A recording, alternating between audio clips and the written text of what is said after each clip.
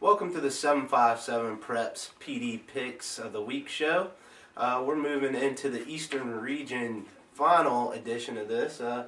All you can say is the teams that you expect to be there, well, one of the teams that you would expect to be there is there, and the other one slipped up last week. Well, when the season first started and you thought about who was going to be playing in the Eastern Region final, Phoebus was the first team to come to mind. Definitely. I mean, they've been to 4 straight state playoff games.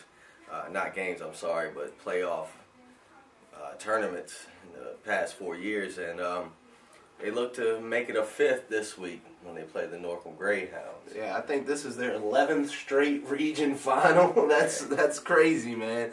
But, yeah, Hampton slipped up. They didn't make it. I thought they were going to, we were going to get round 2, but Norcom had something to say about that. Well, yeah, Hampton jumped out to a 14-0 lead, in the first quarter, and then Norcom just scratched and clawed their way back, and they had some questionable calls go their way, and they benefited from it. Yeah, definitely. I mean, like you said, the Crabbers jumped on them 14-0 behind, stout defense early, some good field position, a long play from Eubanks to Newsom, 80 yards. Yeah, he took a slant route a la Jerry Rice and turned it into an 80-yard touchdown. But in the end, Norcom's defense, I mean, they held Hampton's rush attack under 50 yards rushing, and that's an impressive stat, and that's definitely going to be key in them challenging Phoebus this week. But another stat that jumped out to me was that their quarterback had 34 pass attempts, which is a lot more than anyone in the PD besides Bethel will throw at you. So that's going to be something for Phoebus to take a look at when it comes to looking at the film. Yeah, Norcom was pretty balanced. They had 29 rushing attempts to go with the 34 passing attempts, and DeQuan Saunders, their quarterback, he had some big completions. His favorite target was Joe Powell, who had 5 receptions for 68 yards. Yes, sir. And then Justin Sullivan, was the recipient of the 15-yard touchdown pass, to bring Norcom within 1 point to make it a 14-13 game. Definitely. And a name that I mentioned last week, Chevelle Atkins, he showed up. He had 2 touchdown runs. Another thing that you had mentioned earlier was the calls kind of bounced their way.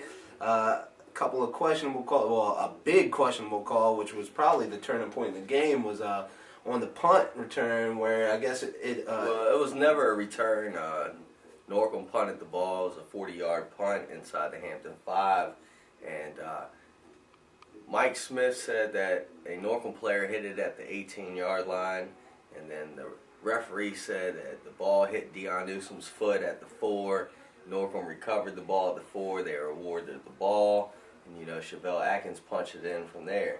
That's a tough call. That's definitely a game-swinging call. Definitely. And from the sounds of things, I don't think Mike Smith's got over that as of yet. No, but, I mean, for good reason, with a play that huge and, Well, that's 2 times in the last 3 years that questionable calls come up in a Hampton game, and the Crabbers have been on the wrong side of that. Yeah, definitely. But, I mean, the Crabbers had a great year. I mean, coming into the year, you knew they'd be top tier. They started off a bit slow, but put things together in the end, and I think they had a successful year. Granted, Hampton expects to be in the States every year, but, right now, it's tough money when you got that team right down the street in Phoebus. Definitely.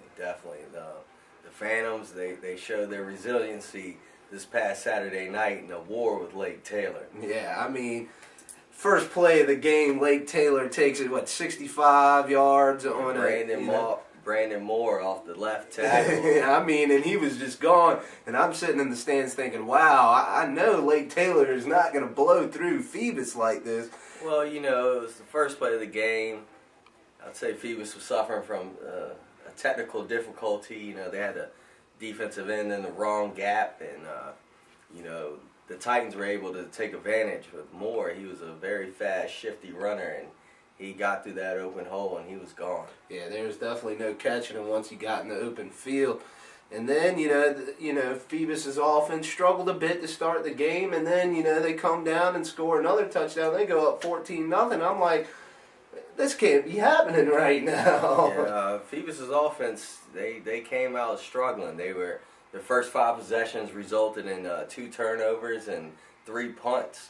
But they got to be thankful Eric Anderson was on his grind when it came to punting. Yeah, he had some beautiful punts where he pinned them down real, low inside the 20. His first punt was a 59-yard punt that changed the field of possession and made it tough for Lake Taylor to respond quick with another touchdown. Definitely. Kind of took the wind out of their sails with that special teams game, which is a big X factor, and turned out to be a huge X factor in this game. Because after that slow start, the Phantoms finally got on the board after a missed field goal by Lake Taylor. And Anderson hit the big boy, Ramon DeLoach, for a huge 70-yard touchdown. And he just ran past everybody. Yeah, he caught the ball at like the 40-yard line and just outran the defender trying to chase him down. And, he really showed his athletic prowess on the field.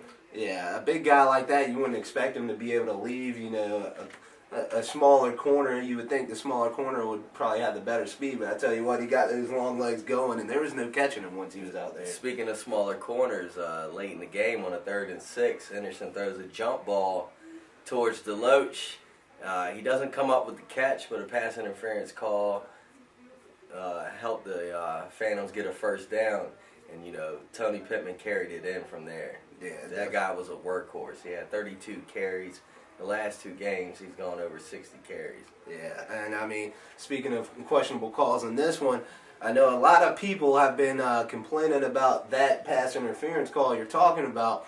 And in fact, when I was looking through some of the YouTube comments, there's actually one guy that commented on our YouTube video that we should have posted the pass interference call. And he made a great point, because I went back and I looked at that 4th quarter call, and it looked like some good coverage, but Mike Tyson, Iron Mike, Eastern District Offensive and Defensive Player of the Year, he made a great play, but the thing of the matter is he didn't turn back to look at the ball. And 9 times out of 10, you're going to get flagged for that. And, there was a call that didn't go Phoebus' way on the possession before. Yeah, it was actually in the 3rd quarter. Well, there's definitely a pass interference that didn't get called. Oh, yeah. So, and hands down. Ways. Yeah, and in fact, I'll probably post the video with the 3rd quarter non-call and the 4th quarter call, just so you can get a look and see. And the 3rd quarter non-call was, it was a blatant pass interference, and it definitely would have gone for a touchdown. So in the end, it kind of washes out. All it comes down to is Phoebus gets the 4th quarter call. They get in field goal range, and Dylan Crimp, not Eric Anderson, comes through in the clutch for him. Well, he's the healthy kicker right now, and he did a good job. He made a 30-yarder earlier in the game to make it a 1-possession game, and then, with no time left in regulation, he kicks a 25-yarder, and he must have put some oomph into it, because the ball got deflected at the line of scrimmage and somehow managed to get through the goal. And it still looked like it had an extra 5 or 10 after that. I couldn't believe it, because I saw the deflection. I was like, here we go again, but he had enough on it, like you said, enough steam on it, and it went through, and all I saw was a trail of Phoebus coaches running down the stands, and that was that. Yeah, now, Phoebus makes their way to the Eastern Region Final, where they'll host the Norcom Greyhounds, and they're trying to make their 5th straight state playoff appearance with a win here. And I'm sure they're happy they get to host it at Darling instead of having to hop on that bus and going out to Portsmouth, Norfolk, to Norcom, because I'm pretty sure they don't want to go there and play. Well, they don't have to worry about that. Exactly. And that'll go ahead and lead us into this week's game, the Eastern Region Final, Division 5, between the Norcom Greyhounds and your 3-time reigning state champ, Phoebus Phantoms. I'll let you open on this one. Well, Norcom enters the game with a balanced offensive attack. They can run the ball with Chevelle Atkins. They can throw the ball with DeQuan Saunders, like we've already mentioned. That's going to keep the Phoebus defense honest. But the difference in this game, and I've been saying this all season, is the Phoebus special teams. Just their punting game. It gives the opposing team a long field to drive to score. So that makes it tough. Phoebus has a overpowering running game with Tony Pittman the last 2 games. And he allows the Phantoms to control the ball. He keeps the defense off the field and keeps their legs fresh. I see a Norcom team playing a lot of defense this game. Pittman is going to control this game with his running, with his legs led by that big offensive front. Walt Brantley, Rock Johnson, Jamar Jackson. So I like the Phantoms in this game. I'd say score is going to be 24-10. 24-10. Okay. Well, I agree with a lot of things you said there. Tony Pittman, workhorse. And not only does he, move the chains, but he sets up their passing attack. Definitely. Because once he gets going, you have to step up. I mean, last week he was running against 9-10 in the box constantly. No matter what, there's no safeties out there. They were all, Lake Taylor. It's Lake Taylor. What they do is they blitz everybody, and basically you're going to have to pass it to beat them. Well, Phoebus ran into it, and Pittman still had a good day. He still went over 100 yards. And, Deloach has really benefited from this in the playoffs. Coming into this game, 2 playoff games, he has 8 catches for 226 yards and a couple touchdowns. And if you look at the touchdowns, they're big plays. Yes. 70 yards, 53 yards. Excuse me. That running game sets up the pass. Oh, it opens things wide open. And the thing is, I know Norcom's D held Hampton's rushing attack in check, but Hampton's rushing attack and Phoebus's rushing attack are apples and oranges because, granted, sophomore running back Marshawn Williams is a beast, and he will be a factor in the coming years, but Tony Pittman is an animal on the field. Well, it's not really about personnel neither. It's about the offensive scheme. Hampton, they run a lot of balls out the spread, where Phoebus, they line it up in the I formation and they pound it right down your throat, and they're a more physical team. And if you look at it, the Phoebus Phantoms are probably the most in-shape team I have seen this year. They dominate fourth quarter. Yeah, they're definitely a second-half ball team. If they could figure out how to jump out in the first half and play like they do in the second half, these games would be routes. Because the second half, all season, they have dominated the second halves of games. And even the Hampton loss, they dominated the fourth quarter. Completely dominated that fourth quarter. But a couple things as far as this game. I think if Norcom has any chance to win this game, they're going to have to continue playing that tough run D, and they're going to have to expect a huge game from their quarterback, DeQuan Saunders, because you're not going to run the ball on Phoebus. It's just something they don't allow you to do. You can try as much as you want, but Phoebus's defense will not allow you to run the ball. They hit hard. They're very disciplined. Yeah, they gave up a couple big plays against Lake Taylor, but second half, all that was cleaned up. You're gonna have to pass the ball to beat them. For Phoebus, they're just gonna have to do what they've been doing for the last 10 years now, and that's run the ball, stay consistent. Just play disciplined football. Continue that run and attack to open up the pass attack. Get a couple big plays on offense, and if they get more than 17 points, you can pretty much put a W on the board with that defense. I definitely agree. So what's your final score? I'm going Phoebus 24-13. I'm giving Norcom an extra field goal or maybe a missed extra point on a touchdown. But, how can you go against Phoebus after that beautiful comeback against Lake Taylor in an extremely hostile environment? Yeah, they definitely showed that the Phantom tradition of football lives.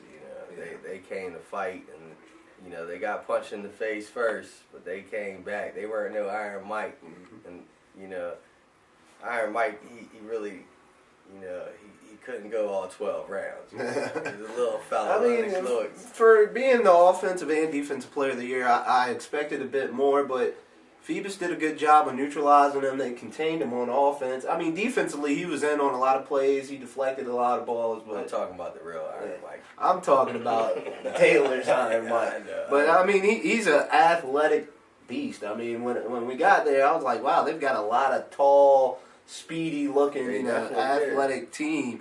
And they're a very impressive bunch. And I tell you what, if they had beat Phoebus, they would be a handful for anybody out there as well. Definitely. I definitely agree. So, but that's going to wrap up this week's show unless you got something to add. Hey, it's playoff time. Offenses win games, defenses win championships. Yes, that's why I'm riding with the Phantoms. It's definitely win or go home, and as he said, offenses win games, defenses win championships, and right now I think Phoebus has got the best defense in the area. and they showed that last week in the second half. Definitely. So, as always, be sure to check us out on YouTube. Plenty of videos, lots of highlights. Like I said, I'm going to post, I'll probably post it either tonight or tomorrow, one of these nights, the defensive pass interference call and the missed call, just so, you all can all have a look. That way it's not controversial anymore, because you'll get to see it. And I got pretty good views and angles of it, so it should be a pretty clear-cut picture of it. Also, check us out on Facebook. Loading up lots of pictures of late, like the Facebook page, tag yourself in pictures, whatnot. And as always, check us out on Twitter at 757preps. We stream the scores while the games are going on, and try and keep pace as as fluid as the games are. And that pretty much wraps up this week's show. I'd like to send out a good luck to both teams in the Eastern Region Final, Norcom and Phoebus. Whoever wins the game, it'll be great representation from the area. Definitely. So see you next week. Definitely. For Jason Kidd, I'm Perez Thomas. Have a good weekend.